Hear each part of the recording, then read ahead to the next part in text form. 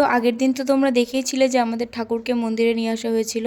তারপর কিন্তু আমি সমস্ত কাজ করে নিচ্ছিলাম আমি আর মা মিলে। আমি এখানে ফার্স্টে আটাগুলো চেলে নিচ্ছিলাম আর তারপরে সব ফলগুলো কেটে নিচ্ছিলাম।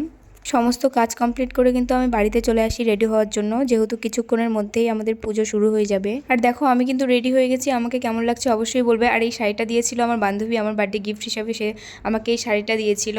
আর এখানে দেখো পুজোর সমস্ত কিছু রেডি করা হয়েছে। আর এখানে আমাদের শনি বাবা, কেমন লাগছে অবশ্যই জানাবে তোমরা।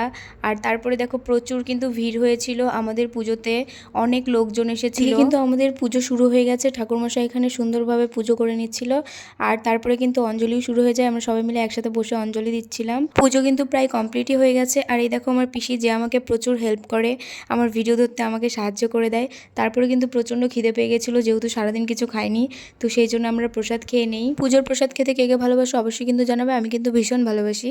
আর দেখো তারপরে কিন্তু আমরা একটু নাচ করে নিই। আর এখন প্রায় সবাই ফাঁকা হয়ে গেছে, আমরা এখন বাড়ি যাবো। আর তোমাদের ভিডিওটা কেমন লাগলো অবশ্যই জানিও, লাইক কমেন্ট শেয়ার করে দিও ভালো লাগলে।